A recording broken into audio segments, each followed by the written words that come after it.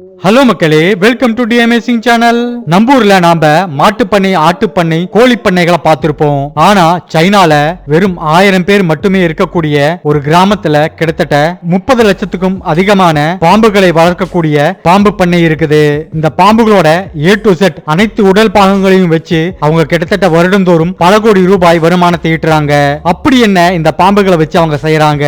ஒரு சிறிய கிராமத்துல எப்படி 30 லட்சம் பாம்புகளை வளர்க்க முடியும்? இத பத்தி எல்லாம் தெரிஞ்சுக்கணும்னா இந்த வீடியோவை கடைசி வரைக்கும் ஸ்கிப் பண்ணாம பாருங்க. இந்த வீடியோ கண்டிப்பா உங்களுக்கு இன்ட்ரெஸ்டிங்கா இருக்க போகுது. வீடியோ பிடிச்சிருந்தா மறக்காம லைக் பண்ணுங்க, உங்க ஃப்ரெண்ட்ஸுக்கும் ஷேர் பண்ணுங்க. வீடியோ பார்க்கறதுக்கு முன்னாடி நம்ம சேனலை சப்ஸ்கிரைப் பண்ணாதவங்க மறக்காம சப்ஸ்கிரைப் பண்ணி பக்கத்துல இருக்கிற பெல் ஐகானை கிளிக் பண்ணுங்க. அப்பதான் நான் போடுற வீடியோ உடனே உங்களுக்கு கிடைக்கும். சைனான்னு சொன்ன உடனேயே நம்மளுக்கு ஞாபகம் வருது அவங்க சாப்பிட்ற ரொம்பவுமே அருவருக்கத்தக்க உணவுகள் தான். அதுலயும் முக்கியமான ஒரு விஷயம் தான் அவங்க சாப்பிட்ற ஸ்னேக் சூப். பாம்புகளை இறைச்சிக்காக மட்டும் பயன்படுத்தாம இன்னும் பல விஷயங்களுக்காக பாம்பு பண்ணையானது சைனால இருக்கிற ஒரு சின்ன கிராமத்துல செயல்பட்டு வருது. நான் முதலே சொன்ன மாதிரி இந்த கிராமத்துல வெறும் 1000 பேர் மட்டும்தான் இருக்கிறாங்க. ஆனா அவங்க பண்ணையில கிட்டத்தட்ட 30 லட்சத்துக்கும் அதிகமான பாம்புகள் இருக்கு. இந்த கிராமம் சைனால ஜெசியான் மாகாணத்துல இருக்கு. இந்த கிராமத்தோட பேரு ஜெசிகாவோ. எங்க பார்த்தாலும் பசுமை நிறமா ரொம்பவுமே அழகா இருக்கக்கூடிய இந்த கிராமத்துலதான் நம்மளையெல்லாம் ரொம்பவுமே பயமுறுத்தக்கூடிய பாம்பு பண்ணையும் இருக்கு. இந்த கிராமத்துல விஷமுள்ள மற்றும் விஷமில்லாத பல இனங்களை சேர்ந்த பாம்புகளை வளர்த்துட்டு வராங்க. அதுவும் இந்த கிராமத்தோட மொத்த பரப்பளவே 1 ஸ்கொயர் கிலோமீட்டர் தான். அந்த அளவுக்கு சிறிய பகுதியில 30 லட்சத்துக்கும் அதிகமான பாம்புகளோட எண்ணிக்கைங்கிறது மிக மிக அதிகம் தான். சைனால பல ஆயிரம் ஆண்டுகளாகவே பாம்புகளுக்கு மருத்துவ குணம் இருக்குங்கிறத அவங்க நம்புறாங்க. அதனால பாம்புகளை அவங்க மருந்துகள் நிறைந்த பொக்கிஷமா தான் பாக்குறாங்க. அதனால தான் உலக அளவுல பாம்புகள் உற்பத்தி செய்யற நாட்டுல சைனா முதல் இடத்துல இருக்கு. அதாவது உலகத்தில் இருக்கிற மொத்த பாம்பு உற்பத்தியில சைனா மட்டும் கிட்டத்தட்ட 70% அதிகமான பாம்புகளை ஆண்டுதோறும் உற்பத்தி செய்துட்டு வருது. அந்த 70% கிட்டத்தட்ட 30% இந்த சின்ன கிராமத்திலிருந்து மட்டும் உற்பத்தி செய்யப்படுது. 1980களில் இருந்தே பாம்பு உற்பத்திங்கிறது இந்த கிராமத்துல அதிகப்படியா நடந்துட்டு வருது. என்னதான் இந்த கிராமத்துல 30% பாம்புகள் உற்பத்தி செய்யப்பட்டாலும் சைனாவோட மிகப்பெரிய பாம்பு உற்பத்தி மாகாணமா இருக்கிறது வாங்டன் தான். பாம்புகள் ஏற்றுமதியில வாங்டன் மாகாணம் தான் சைனால முதல் இடத்துல இருக்கு. அதே மாதிரி ஹீபே மாகாணம் பாம்புகளோட இறைச்சி மற்றும் மருந்துகள் தயாரிக்கிற டொமஸ்டிக் சப்ளைல முதல் இடத்துல இருக்கு. இந்த கிராமம் மாதிரியே சீனால பல கிராமங்கள் இந்த மாதிரி பாம்புகளை வளர்த்து அதன் மூலமா அதிக அளவுல வருமானம் ஈட்டிட்டு வராங்க.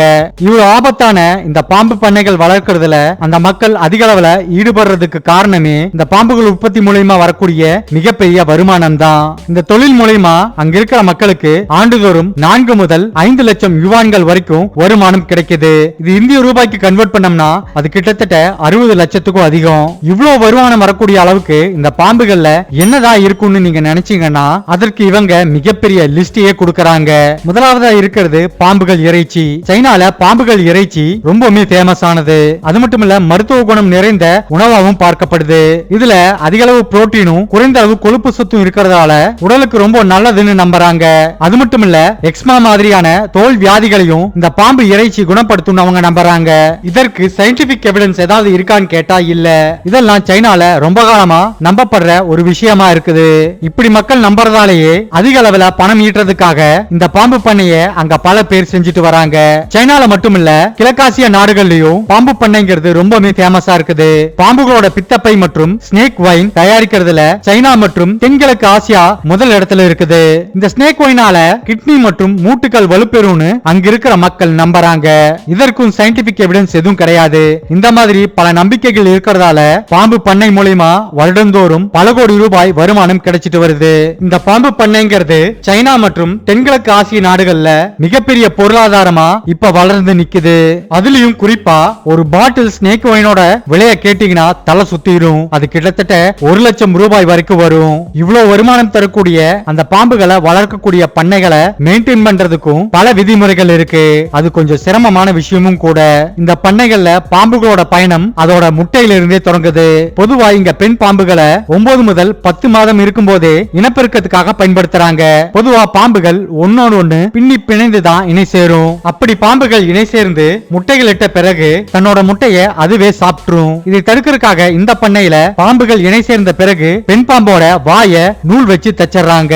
இந்த பாம்புகள் இணை சேர்ந்த பிறகு பெண் பாம்பானது 30-35 நாட்கள் கழித்து 12-21 முட்டை வரைக்கும் போடுது. அந்த பாம்புகள் முட்டையிடுற அந்த நாட்கள்ல அவங்க ரொம்பவுமே கவனமா இருப்பாங்க. ஒவ்வொரு 2 மணி நேரத்துக்கு ஒரு முறை பாம்புகள் முட்டையிடும் போது அந்த முட்டைகளை கவனமா அதோட கூண்டுல இருந்து எடுத்துருவாங்க. பாம்புகள் முழுவதுமா முட்டையிட்ட பிறகு தேய்த்த பாம்புகளோட வாயை பிரிச்சு விட்டுருவாங்க. இந்த முட்டைகளை ரொம்ப நேரம் வெளியே வச்சிருந்தா அது எதுக்கும் உதவாம போயிரும். அதனால அதை கரெக்டா இன்குபேஷன் பண்ணுவாங்க. அதற்காக அவங்க தனியா ஒரு ட்ரேவை ப்ரிப்பேர் பண்ணுவாங்க. அந்த ட்ரேல 5 சென்டிமீட்டர் அளவுக்கு மண்ணை நிரப்புவாங்க.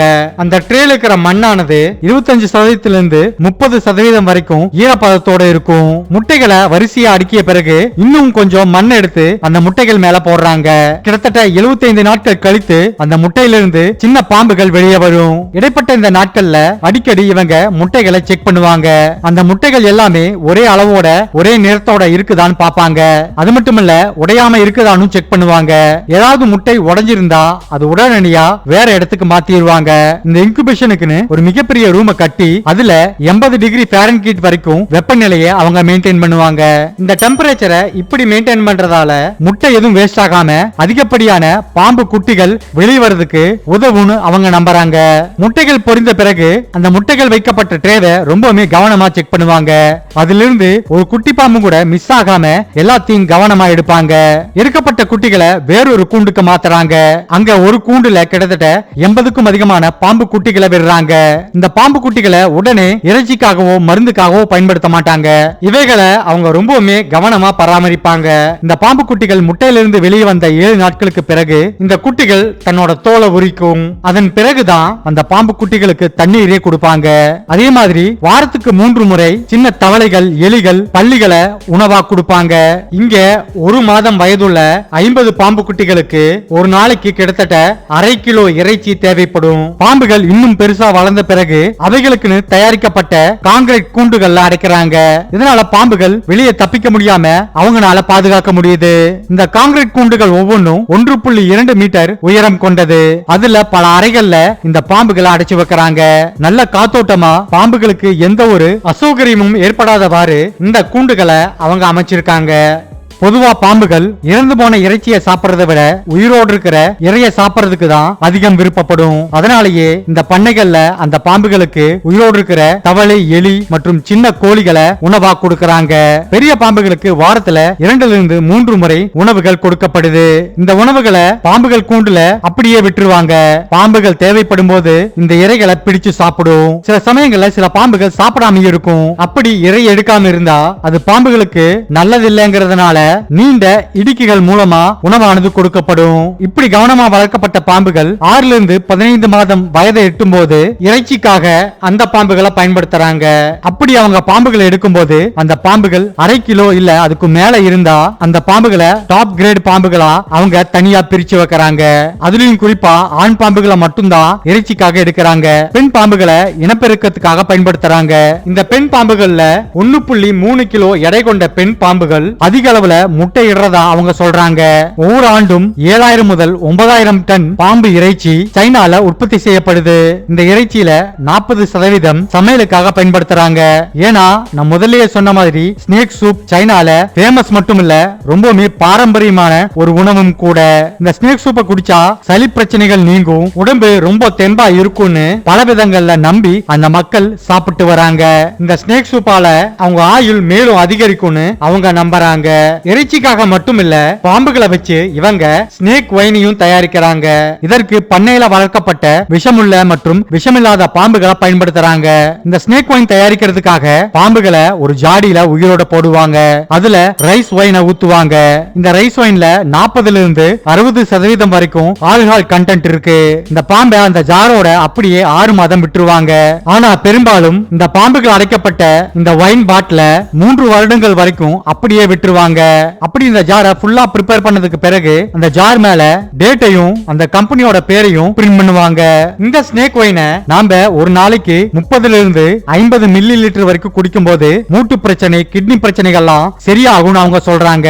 இந்த ஸ்னேக் ஒயின்ல சில பிரச்சனைகளும் இருக்கு. அது என்னன்னா, பாம்புகளை கொல்லாம அந்த ஜார்ல போட்டு வச்சதால சில பாம்புகள் 3 வருடம் கழித்தும் அதுல உயிரோடு இருந்திருக்குது. அது வெளியே வந்து சில மனிதர்களை கடிச்சு அவங்க இறந்தும் போயிருக்கிறாங்க. 2023ல இந்த பாம்பு கிராமம் 30 லட்சத்துக்கும் அதிகமான பாம்புகளை மருந்து கம்பெனிகளுக்கு வித்திருக்காங்க. இந்த பாம்புகளோட பித்த பைகளும் தோலும் சத்து மாத்திரைகள் தயாரிக்கிறதுக்கு பயன்படுத்தப்படுது. இந்த மாத்திரைகள் ஜப்பான், தென்கொரியா, அமெரிக்கா, யூரோப் போன்ற நாடுகளுக்கும் ஏற்றுமதி செய்யப்படுது. பாம்புகளோட தோலையும் கூட பொருட்களா மாத்தி வித்து இவங்க பணம் சம்பாதிச்சிட்டு வராங்க. அதாவது விஷமில்லாத மிகப்பெரிய மலைப்பாம்புகளோட தோள்களை பல பொருட்கள் தயாரிக்கிறதுக்கு பயன்படுத்துறாங்க. அதுலயும் குறிப்பா செப்பல், பேக், ஷூ போன்ற பொருட்களை தயாரிக்கிறதுக்கு இந்த மலைப்பாம்புகளோட தோள்கள் அதிக அளவுல பயன்படுத்தப்படுது. இதற்காக அந்த தோள்களை ரொம்பவுமே கவனமா பிரிச்சு பதப்படுத்தி அதிலிருந்து பல விதவிதமான பொருட்களை அவங்க தயாரிக்கிறாங்க. அப்படி பாம்பு தோல் கொண்டு செய்யப்படுற பொருட்கள் அதிக விலைக்கு விற்கப்படுது. பாம்புகள்ல இருந்து இந்த மாதிரி பல பொருட்கள் தயாரிக்கப்பட்டாலும் ரொம்பவுமே விலை உயர்ந்த மிக முக்கியமான ஒரு பொருளா கருதப்படுறது பாம்புகளோட விஷம் தான். சைனால பாம்போட இந்த விஷத்தை தங்க திரவம்னு சொல்றாங்க. பாம்பு விஷம் 1 கிராம் கிட்டத்தட்ட 60,000க்கும் அதிகமா விலை போகுது. இது ஒவ்வொரு பாம்போட இனத்தை பொறுத்து வேறுபடும். பாம்புகள்ல இருந்து விஷத்தை எடுக்கிறதுங்கிறது ஒரு சுலபமான வேலை கிடையாது. அதற்குன்னு தனியா அனுபவமும் திறமையும் தேவைப்படுது. இப்படி விஷயங்களை எடுக்கும் போது ரொம்பவுமே பாதுகாப்பான சூழலை ஏற்படுத்திட்டு தான் அவங்க அந்த விஷத்தை எடுக்கிறாங்க. அதனால தான் பாம்புகளோட விஷம் அதிக விலைக்கு விற்கப்படுது. என்னதான் அனுபவமும் திறமையும் இருந்தாலும் இந்த மாதிரி விஷம் எடுக்கிறத புதுசா செய்யும் போது அவங்க அதிக அளவுல பாம்பு கிட்ட இருந்து கடி வாங்குவாங்க. ஆனா அதை அவங்க தொடர்ந்து செய்யறாங்க. ஏன்னா இதுல அவங்களுக்கு அதிகப்படியான வருமானம் கிடைக்குது.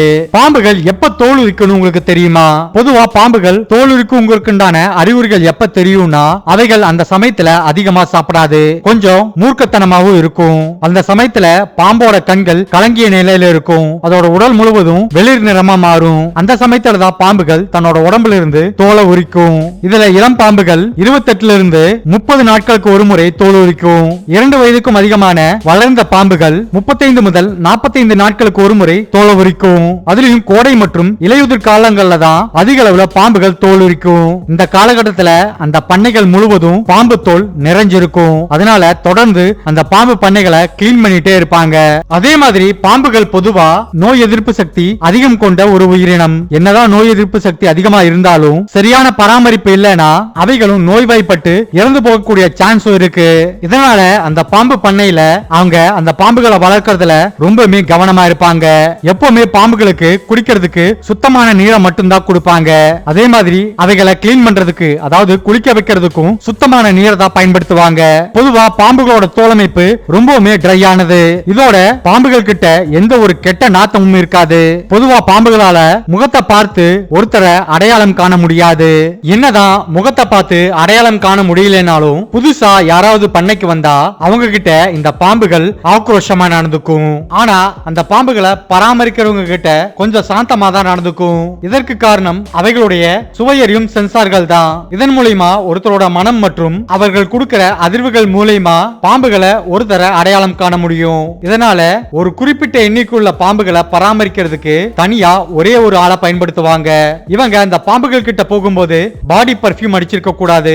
அதே சமயத்துல மதுபானங்களையும் குடிச்சிருக்க கூடாது. ஏன்னா இப்படி போகும்போது இவங்களோட உடல் மனத்தை அந்த பாம்புகள் கண்டுபிடிக்க முடியாம போகலாம். அதனால பாம்புகள் குழப்பம் அடைஞ்சு இவங்களை தாக்கவும் செய்யலாம். இந்த மாதிரி பல ரூல்ஸ போட்டு தான் அந்த பாம்பு பண்ணைகளை அங்க அந்த மக்கள் நடத்திட்டு வராங்க. இந்த வீடியோ இதோட முடிவுக்கு வருது.